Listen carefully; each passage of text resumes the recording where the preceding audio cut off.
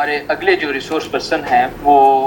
جناب عاطف وحید صاحب ہیں. جناب حافظ عاطف وحید صاحب آپ بطور ناظم تحقیق و تربیت انجمن ختام القرآن کی حیثیت سے اپنے فرائض سر انجام دے رہے ہیں. تو میں جناب حافظ عاطف وحید صاحب سے درخواست کروں گا کہ انسداد سود اور آئینی پیچیدگیوں کے موضوع پر گفتگو فرمائیں. بسم اللہ الرحمن الرحیم. الحمدللہ والصلاة والسلام علی رسول اللہ وعلی آلہ وصحبہ ومن والاه. اما بعد فاعوذ باللہ من الشیطان الرجیم.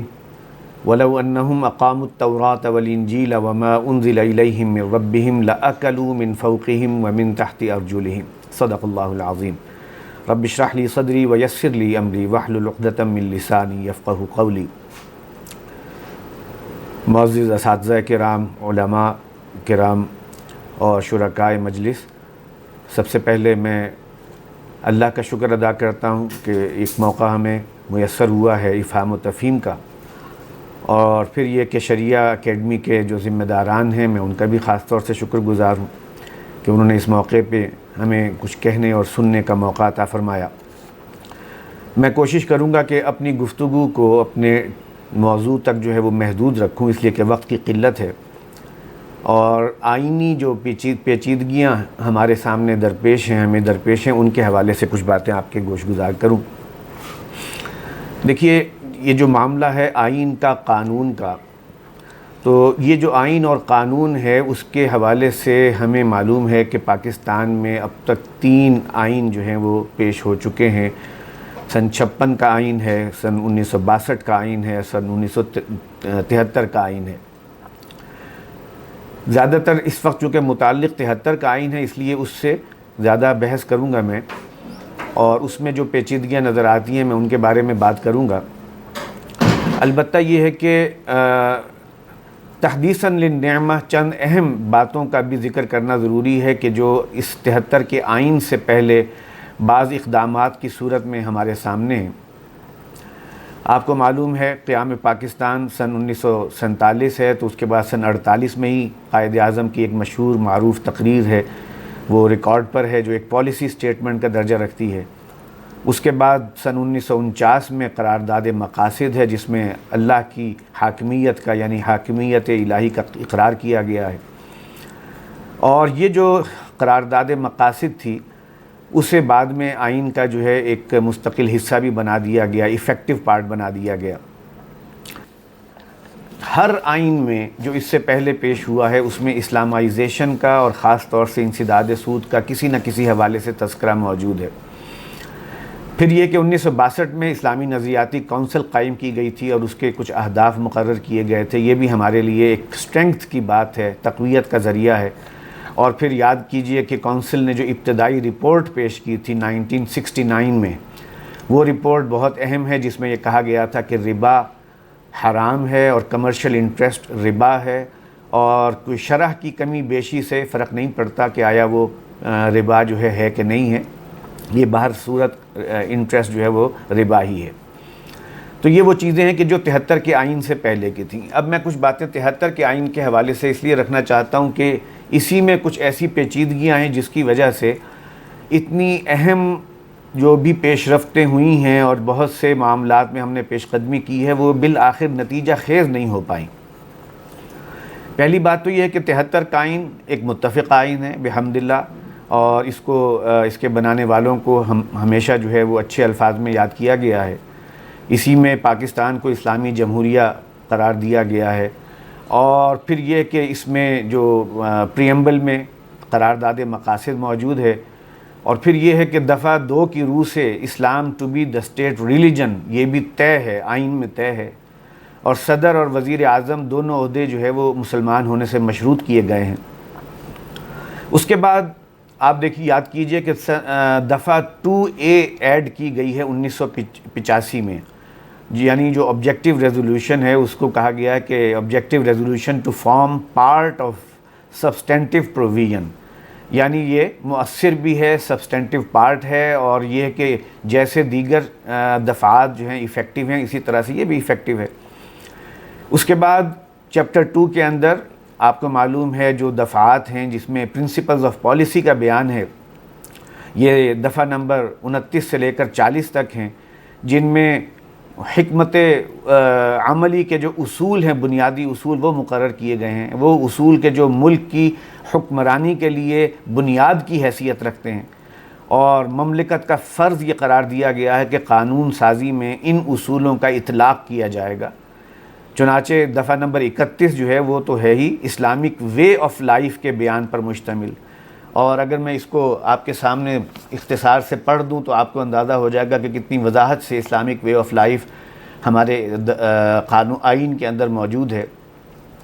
اس میں کہا گیا ہے کہ steps shall be taken to enable the Muslims of Pakistan individually and collectively to order their lives in accordance with the fundamental principles and basic concepts of اسلام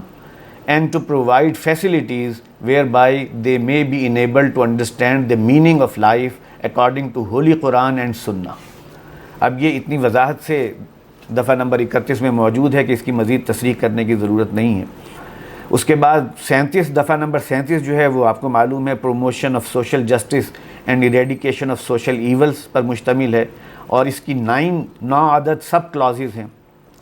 دفعہ نمبر 38 بہت اہم ہے، جس میں یہ کہا گیا ہے کہ promotion of social and economic well being of the people, اور اسی کے ذیل میں وہ دفعہ آتی ہے جس کا اکثر و بیشتر حوالہ دیا جاتا ہے کہ اسٹیٹ شیل ایلیمینیٹ ربا ایز ارلی ایز پاسبل۔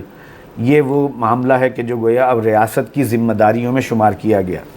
اور میں صرف یہاں اشارتاً عرض کر دوں کہ یہ جو پرنسپلز آف پالیسی کے معاملات ہیں، بعض دفعہ کورٹ میں ایسا موقف اختیار کیا جاتا ہے کہ پرنسپلز آف پالیسی جو ہیں وہ انفورسیبل نہیں ہیں کورٹ کے through,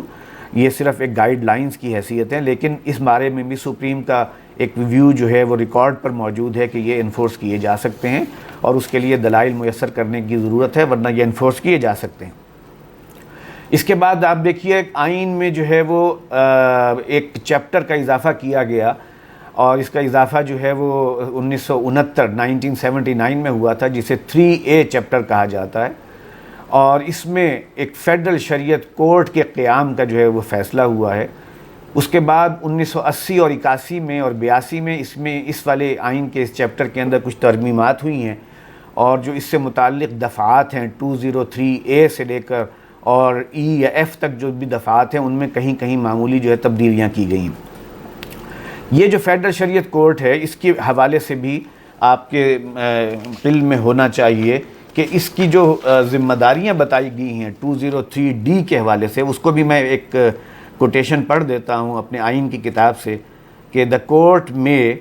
either of its own motion or on the petition of a citizen of Pakistan or the federal government or provincial government examine and decide the question whether or not any law or provision of law is repugnant to injunctions of Islam as laid down in the Holy Quran and Sunnah of the Holy Prophet صلی اللہ علیہ وسلم۔ تو یہ اتنی وضاحت سے اس کو ایک ٹاسک دیا گیا ہے 203D کے اندر کہ جس میں گویا جتنے بھی قوانین ہیں پاکستان کے ان سب کا جائزہ لینا، چاہے وہ کسی سو موٹو کسی کیس کے ذریعے سے ہو یا کسی بھی انڈیویجول کے پٹیشن کے ذریعے سے ہو یا کوئی اور ذریعہ اختیار کیا جائے، اور اس کو پھر یہ طے کرنا، اس کا پورا ایک پروسیس دیا گیا ہے کہ یہ جو ہے معاملہ خلاف اسلام ہے یہ قانون، تو اس کو کالعدم کیا جائے گا، اور اگر وہ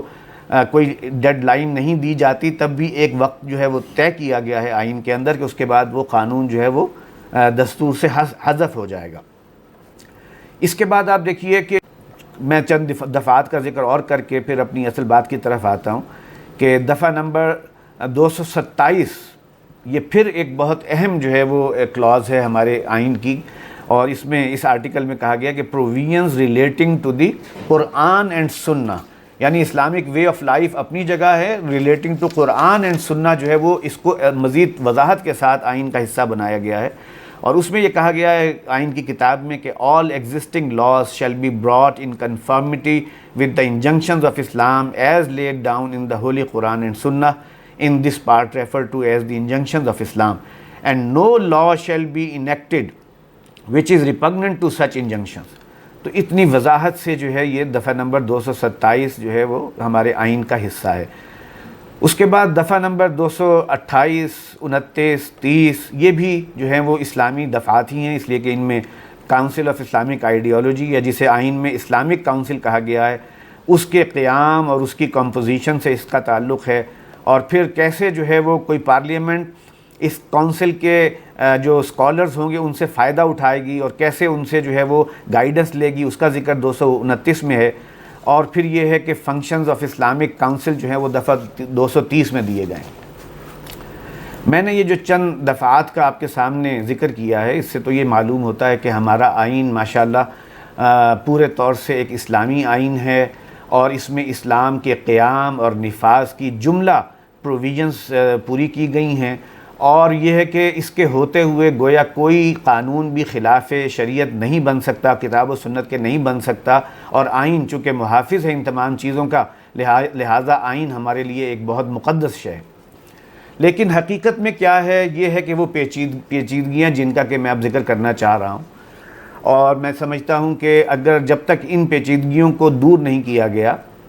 اور اس قسم کی جو اناملیز پائی جا رہی ہیں انہیں رفع نہیں کیا گیا، اس وقت تک آئین کی یہ تمام کی تمام اسلامک پروویژنز جو ہیں وہ بے اثر ہی رہیں گی۔ اس لیے کہ جو انسداد سود کا معاملہ یہ کوئی آئسولیشن میں کوئی معاملہ نہیں ہے، یہ پورے گویا سوشو پولیٹیکو اکنامک سسٹم کا ایک حصہ ہے، اسے الگ سے نہیں ہم دیکھ سکتے۔ اور آپ نے دیکھا کہ آئین میں پورے سسٹم کے حوالے سے اور زندگی کے ہر شعبے کے حوالے سے قرآن و سنت کی بالادستی کا جو ہے وہ وعدہ بھی ہے اور اقرار بھی ہے۔ چنانچہ میں سب سے پہلے جو ہے وہ جو 2A ہے جو کہ بنیاد ہے اس کے بارے میں چند باتیں عرض کر دوں۔ 2A آپ کو معلوم ہے قرارداد مقاصد ہے جو کہ 1985 میں ایک سبسٹینٹیو پارٹ بنا دیا گیا اور ایفیکٹو کیا گیا، لیکن معاملہ یہ ہے کہ ایک طرف یہ مؤثر اور ایفیکٹو بھی ہے، اور بلکہ ایک کیس میں عاصمہ جیلانی کیس 1972 اس میں کورٹ نے سپریم کورٹ نے خود اسے جو ہے گراؤنڈ نارم قرار دیا ہے۔ گراؤنڈ نارم ایک ایسا نارم ہوتا ہے کہ جو کسی ملک کے قانون کی بنیاد ہوتا ہے، اور اس کی حیثیت یہ ہے کہ اگر آئین نہ بھی ہو، وہ ایبروگیٹ بھی کر دیا گیا ہو، تب بھی یہ ایسی نارم ہے، یہ ایک ایسا جو ہے وہ شق ہے کہ جو ہمارے قانون کی بنیاد ہے، اور اس کے مطابق کورٹ جو ہیں وہ فیصلہ دیں گی اور انہیں دینا چاہیے۔ اسی طریقے سے 1987 اور 1991 کے دورانیے میں سندھ ہائی کورٹ نے بھی متعدد فیصلوں میں یہ قرار دیا ہے کہ وہ قانون جو 2A کے خلاف ہیں وہ کالعدم ہیں۔ اس اعتبار سے سندھ ہائی کورٹ کے کچھ ججمنٹس جو ہیں وہ ریکارڈ پر ہیں کہ جن کے مطابق جب دو مختلف شقیں آئین کی جو ہیں وہ متصادم ہوتی نظر آئیں تو کورٹ نے اپنی جو فیصلہ ہے اس میں 2A کو بنیاد بنایا۔ لیکن معاملہ پھر یہ ہوا کہ اسی سندھ ہائی کورٹ کے ہی بعض ججز نے ایک اور موقع پر یہ پوزیشن لی کہ یہ جو 2A ہے یہ قوت نافذہ سے محروم ایک شق ہے۔ یہ بھی یعنی کورٹ ہی کے فیصلے سے یہ بات سامنے آ رہی ہے کہ یہ قوت نافذہ سے محروم ہے، اور صرف یہ سندھ ہائی کورٹ میں ہی نہیں ہوا بلکہ سپریم کورٹ میں بھی بعض مقدمات میں یہ 2A کو جو ہے بطور دلیل پیش کیا گیا، لیکن جو فاضل عدالت تھی اس نے مقدمے کو کسی اور نقطے پر نمٹایا، یعنی اس شق کو ریفر کرنے کے بجائے جو آئین کی دوسری شقیں ہیں جیسے شق 45 اس کے اوپر جو ہے وہ نمٹایا۔ اور اس میں سب سے نمایاں کیس جو ہے وہ سکینہ بیگم بنام فیڈریشن آف پاکستان یہ کیس ہے جو PLD 1992 کے اندر جو ہے وہ موجود ہے۔ اسی طرح سے ایک دوسرا کیس بھی ہے جو حاکم خان بنام فیڈریشن آف پاکستان ہے، اس میں بھی یہی پوزیشن لی گئی، اور اس سے یہ معلوم ہوتا ہے کہ یہ 2A باوجود اس کے کہ گراؤنڈ نارم بھی ہے، ایفیکٹو بھی ہے، سبسٹینٹیو پارٹ بھی ہے، لیکن عملاً غیر مؤثر ہو چکی ہے، اور یہ غیر مؤثر ہونا جو ہے کسی اضافی شق کے اختراع کرنے سے نہیں ہوا بلکہ کورٹ ہی کے بعض فیصلوں کے ذریعے سے ہوا۔ اور میں اگر آپ کو ایک حوالہ سنا دوں جو اسی کیس میں سکینہ بیگم والے کیس کے اندر آرٹیکل اس 2A کے حوالے سے سپریم کورٹ نے جو ریمارکس دیے ہیں اور جو لکھے ہیں ان کے الفاظ کچھ اس طرح سے ہیں کہ اگر آرٹیکل 2A کو مؤثر قرار دے دیا جائے، یعنی دستور کو قرآن و سنت کی کسوٹی پر پرکھا جائے، تو کم و بیش پورا دستور چیلنج ہو جائے گا، یعنی پورا دستور ہی جو ہے غیر مؤثر نظر آتا ہے اگر 2A کو جو ہے وہ مؤثر قرار دیں اور اس کو ایک طرح سے کسوٹی بنا دیا جائے کہ اس کے اوپر پرکھے جائیں بقیہ قوانین۔ تو اس اعتبار سے ایک تو بڑی پیچیدگی یہ ہے کہ جو ہمیں اپنے پیش نظر رکھنی چاہیے کہ جو پوزیشن ابتداءً تھی قرارداد مقاصد کی، وہ رفتہ رفتہ کمزور کی گئی اور کمزور کرتے کرتے یہاں تک پہنچا دیا گیا کہ یہ شق جو ہے وہ غیر مؤثر ہو چکی ہے۔ دوسری بات یہ ہے کہ کورٹ میں جیسے میں نے عرض کیا کہ آئین کے اندر فیڈرل شریعت کورٹ کا پورا ایک تذکرہ ہی نہیں ہے، بلکہ اس کی کمپوزیشن بھی ہے، اس کی تمام جو ہے جورسڈکشنز کا بھی ذکر ہے، اور اسی طریقے سے اس میں علماء ججز کا بھی تذکرہ موجود ہے، ان کی تقرری اور تنزلی کا طریقہ کار بھی دیا گیا ہے۔ اس بارے میں بھی چند باتیں جو ہیں وہ میں 3 باتیں آپ کی گوش گزار کر دوں جو پیچیدگی کی صورت میں ہمارے سامنے ہیں، جس کی وجہ سے فیڈرل شریعت کورٹ جیسی اہم ایک عدالت ہونے کے باوجود یہ جو اسلامائزیشن ہے تھرو جوڈیشری، یہ اسلامائزیشن کا پروسیس جو ہے کہیں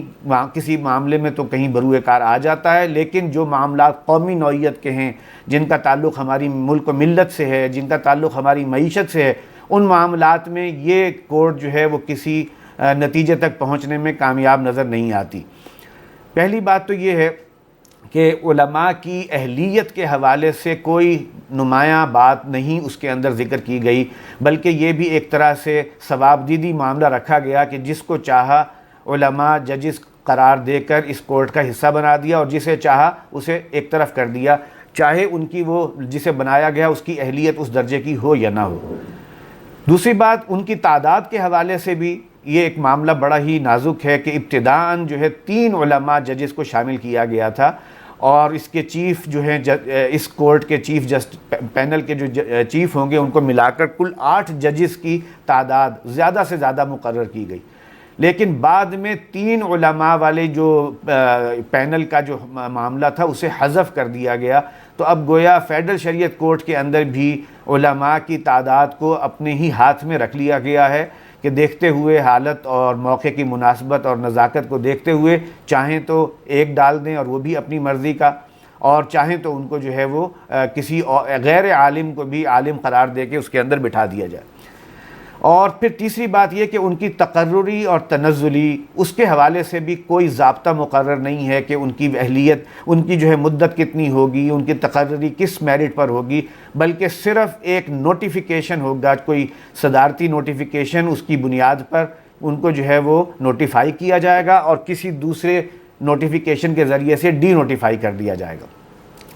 تو ایک تو یہ معاملہ ہے کہ فیڈرل شریعت کورٹ کے جو علماء کا معاملہ ہے اس کو آئین کے اندر اس کو ایک موم کی ناک بنایا گیا، جس کی وجہ سے معاملات جو ہیں وہ صحیح رخ پر استوار ہونے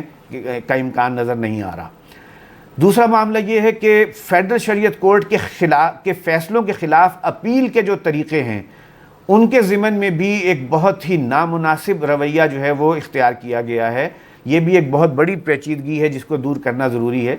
دنیا کی کوئی عدالت ایسی نہیں ہوتی کہ جس کے فیصلے کے خلاف اگر اپیل کی جائے اور کسی ہائر کورٹ میں اپیل کی جائے تو ہوتا یہی ہے کہ جب کوئی پٹیشن فائل ہوتی ہے تو اسے اپیل میں کنورٹ کرنا پڑتا ہے اور اسے پھر ایڈمٹ کیا جاتا ہے کہ وہ اپیل جو ہے وہ ایڈمٹ ہو گئی اس لیے کہ میرٹ پر ہے، اگر میرٹ پر نہیں ہے تو ایڈمٹ نہیں ہو سکتی۔ لیکن فیڈرل شریعت کورٹ اس قسم کے گویا اہتمام سے یا اس قسم کے جو بھی کنڈیشنز ہیں اس سے مستثنیٰ ہے کہ اس کے خلاف ایک رقعہ لکھ دیا گیا اور سپریم کورٹ کے شریعت اپیلیٹ بینچ کے گویا پوسٹ آفس کے اندر وہ ڈال دیا گیا تو وہ جو پٹیشن ہے وہ از خود ایڈمٹ ہو جائے گی اپیل بن کے۔ اور پھر یہ کہ اس کے خلاف جو ہے انٹرم کوئی اسٹے جو ہے وہ بھی اسی وقت جو ہے ایوارڈ ہو جائے گا۔ یہ بھی نہیں ہے کہ اس کے اسٹے دینے کے لیے کوئی جو ہے باقاعدہ اس کے اوپر گفتگو ہو، بلکہ از خود جو ہے اسٹے بھی ہو جائے گا۔ یہ معاملہ بھی بہت نازک ہے اور اس طرح کی جو معاملات ہیں جو اس کورٹ کے ساتھ کیے گئے ہیں یہ ناانصافی پر بھی مبنی ہیں اور عدالت کے بھی بنیادی اصولوں کے خلاف ہے۔ اسی طریقے سے اس میں یہ بھی ہوتا ہے کہ جب عام طور سے یہ ہوتا ہے کہ اگر کسی کورٹ نے لوور کورٹ نے کوئی فیصلہ دیا ہے اور اس کے خلاف جو ہے وہ سٹے ہو گیا، اس کے خلاف ابھی اگر سٹے نہیں ہوا تو لوور کورٹ کے فیصلے پر عمل درآمد جاری رکھا جا سکتا ہے۔ لیکن فیڈرل شریعت کورٹ جو ہے وہ اس قسم کی کسی کہہ لیجئے کہ اپرچونٹی سے بھی محروم ہے کہ اس کے فیصلے کو جو ہے وہ برقرار رکھا جا سکتا ہو. تو یہ دوسرا معاملہ ہے فیڈرل شریعت کورٹ سے متعلق کہ جس کو درست کرنے کی ضرورت ہے اور جس کے بارے میں اویئرنیس ہمیں پیدا کرنے کی ضرورت ہے. اور پھر یہ ہے کہ تیسرا معاملہ فیڈرل شریعت کورٹ کا کہ ایک اہم کورٹ بنائی گئی جس کا کام ہی اسلامی قوانین کا جائزہ لینا ہے اور ان کو جو ہے یہ قرار دینا کہ یہ اسلام کے مطابق ہیں یا نہیں ہیں، لیکن اس کے دائرہ کار سے آئین پاکستان کو بھی مستثنیٰ رکھا گیا ہے، پروسیجرل لاز کو بھی مستثنیٰ رکھا گیا ہے، مسلم پرسنل لاز کو بھی مستثنیٰ رکھا گیا ہے، اور حتیٰ کہ جو فسکل لاز تھے اور جو بھی ٹیکسیشن اور ریونیوز وغیرہ سے ریلیٹڈ لاز ہیں انہیں بھی 10 سال کے لیے جو ہے مستثنیٰ رکھا گیا تھا. یہ معاملہ جو ہے یہ بھی ایک بہت ہی نامناسب طرز عمل تھا جو کہ استوار رکھا گیا. ٹھیک ہے کہ فسکل لاز سے متعلق تو معاملہ جو ہے وہ 10 سال کے بعد کورٹ کے ہاتھ کھل گئے اور کورٹ نے فیصلہ بھی دے دیا، لیکن یہ تو ایک عجیب قسم کی جو ہے شتر گربگی ہے کہ آپ مسلم جو فیملی لاز ہیں ان کو آپ مستثنیٰ رکھیں، آئین کو مستثنیٰ رکھیں اور صرف ایک چھوٹے سے معاملے کے اندر آپ ان کو جو ہے وہ اجازت دے دیں، تو وہ اجازت پھر بارہا ٹکرائے گی بقیہ جو بھی اس کے دائرہ کار سے مستثنیٰ چیزیں ان کے ساتھ، اور وہ ٹکرا رہی ہیں. وہ آج کل بھی جو کورٹ کے اندر پروسیڈنگز چل رہی ہیں ان میں یہی ٹکراؤ نظر آ رہا ہے کہ ایک طرف اسٹیٹ شیل ایلیمینیٹ ربا کا ذکر ہو رہا ہے اور دوسری طرف یہ بات کہ جی دستور کے اندر بھی چونکہ موجود ہے انٹرسٹ کا ذکر، تو اگر کوئی لا کو اسٹرائک ڈاؤن فیڈرل شریعت کورٹ تو اس کا اثر از خود دستور کے اوپر پڑ جائے گا، تو گویا یہ اپنی جورسڈکشن سے ایکسیڈ کر رہے ہوں گے. تو یہ بھی اسی لیے پیدا ہوا ہے معاملہ، یہ پیچیدگی بھی اسی لیے پیدا ہوئی ہے کہ اس کو جو ہے ایسی صورت دے دی گئی کہ کچھ ہاتھ باندھ دیے گئے ہیں اور ایک ہاتھ کھولا گیا ہے کہ بس اسی سے جو ہے وہ تیراکی کی جائے اور اسی سے اپنی جان بچائی جائے. ظاہر ہے اس سے جو نتیجہ برآمد ہو سکتا تھا وہی ہو رہا ہے. اور آخری بات جو میں اس سلسلے میں عرض کرنا چاہتا ہوں کہ جو آئینی اناملی نظر آتی ہے اور پیچیدگیاں نظر آتی ہیں وہ یہ کہ اس کورٹ فیڈرل شریعت کورٹ کے جو ججز ہیں جس طریقے سے ان میں علماء ججز کے حوالے سے بہت سی چیزیں مبہم ہیں، وہی ابہام سپریم کورٹ کے جو علماء ججز ہیں جو شریعت اپیلیٹ بینچ کے اندر مقرر کیے جائیں گے اسی سے ملتے جلتے ابہامات وہاں پر بھی پائے جا رہے ہیں. چنانچہ لکھا تو یہ ہے کہ تعداد زیادہ سے زیادہ 2 ہوگی، لیکن کم سے کم کی کوئی قید نہیں ہے. اس لحاظ سے اگر کوئی نہیں بھی ہوگا تو بھی گویا آئینی طور پر ایک تقاضا پورا ہو رہا ہوگا. تو ایک تو یہ بڑی عجیب بات ہے، اور دوسری بات یہ ہے کہ ان کی بھی اہلیت کے حوالے سے کوئی واضح فارمولہ نہیں ہے، بلکہ یہ بھی مکمل طور سے ثوابدیدی معاملہ ہے. اور ان کی ترقی اور تنزلی کیسے ان کو جو ہے ترقی دینی ہے اور کیسے ان کو ڈسمس کرنا ہے، ڈی نوٹیفائی کرنا ہے، اس میں بھی ان کے جو ضابطے ہیں ان کے حوالے سے کوئی بات طے نہیں ہے. یہ بھی سب کا سب ثوابدیدی معاملہ ہے. ظاہر ہے جب ثوابدیدی معاملہ ہوتا ہے تو پھر کیس ٹو کیس وہ ثوابدید جو ہے وہ استعمال کیا جاتا ہے اور اس سے بہت سے جو ہے وہ مسائل پیدا ہوتے ہیں. اور یہ وہ مسائل ہیں جو عملاً ہمیں سن 2002 کے فیصلے میں نظر آئے کہ جب معاملہ ہوا اس کے خلاف ریویو پیٹیشن کو سننے کا،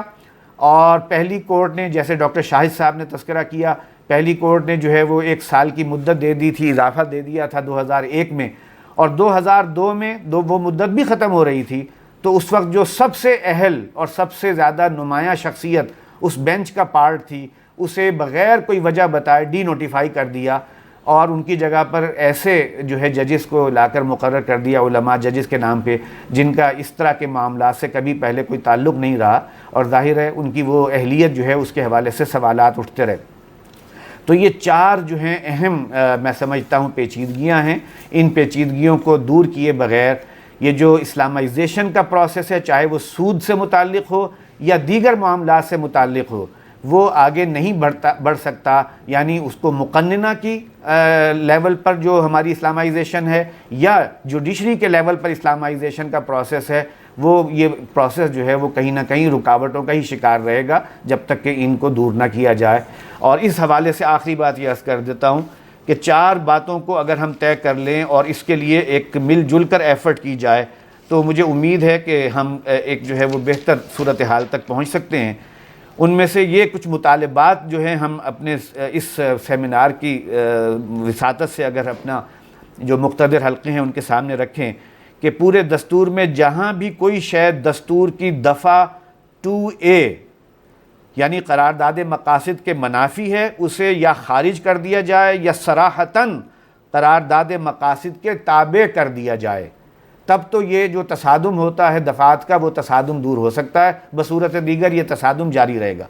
اور دوسری بات یہ کہ دفعہ 2 ہی کی شق میں ایک بے کا اضافہ کر دیا جائے، الف کے بعد ایک بے کو شامل کر دیا جائے کہ پاکستان میں وفاقی، صوبائی، ضلعی کسی بھی سطح پر کوئی قانون سازی کلی یا جزوی طور پر کتاب و سنت کے منافی نہیں کی جا سکے گی۔ یہ دفعہ اگر اضافہ ہو جائے تو گویا ہماری جو دستور کے اندر وہ اناملی ہے وہ دور ہو جائے گی۔ تیسرا جو نقطہ میں اس میں شامل کرنا چاہوں گا وہ یہ کہ دستور کی جو دفعہ 203 ہے جس کا تعلق فیڈرل شریعت کورٹ کے ساتھ ہے، اس کے ذریعے فیڈرل شریعت کورٹ کے دائرہ کار سے جو استثناء دستور پاکستان، مسلم پرسنل لا اور پروسیجرل لاز کو حاصل ہے اسے ختم کیا جائے۔ اس کو ختم کیے بغیر بھی ظاہر ہے اسلامائزیشن کا جو پروسیس ہے وہ آگے نہیں بڑھ سکتا اور جا بجا کلیشز آتے رہیں گے۔ اور چوتھا نقطہ جو میں اس سلسلے میں عرض کرنا چاہوں گا وہ یہ کہ وفاقی شرعی عدالت کے ججوں کی شرائط ملازمت کو ہائی کورٹ اور سپریم کورٹ کے ججوں کی طرح مستحکم بنایا جائے، یعنی اس کے اندر جو ثوابدیدی معاملات ہیں ان سب کو ختم کیا جائے، ان کی جو شرائط ملازمت ہیں، اہلیت ہے، وہ ساری چیزیں ایک مستحکم بنیادوں پر جو ہیں وہ مقرر ہوں تاکہ وہ اپنی فرائض کی ادائیگی میں ہر قسم کے دباؤ سے مکمل طور پر آزاد ہوں۔ بس یہ چند باتیں جو ہیں وہ بطور ایک ریمیڈیل میئرز کے وہ میں نے آپ کے گوش گزار کر دی ہیں، اور بہت شکریہ ایک دفعہ پھر منتظمین کا بھی اور تمام شرکاء کا بھی اور جو فاضل مقررین تشریف فرما ہیں ان کا بھی کہ انہوں نے یہ میری گزارشات توجہ سے سماعت فرمائی۔ والسلام علیکم ورحمۃ اللہ وبرکاتہ۔ حافظ عاقب سعید صاحب کا شکر گزار ہوں کہ اس حوالے سے اسلامائزیشن کے حوالے سے، قرارداد مقاصد کے حوالے سے، وفاقی شرعی عدالت کے حوالے سے اور سودی قوانین کے تسلسل کے حوالے سے جو آئینی اور قانونی پیچیدگیاں پہلے سے موجود ہیں اور ہم نظر آ رہی ہیں ان کو ترتیب کے ساتھ بیان کیا ہے اور ان کا حل پیش کیا ہے۔ میں بھی ان کی بات کی تائید کروں گا، انشاءاللہ کچھ اس سلسلے میں پیش رفت کریں گے انشاءاللہ۔ شکریہ۔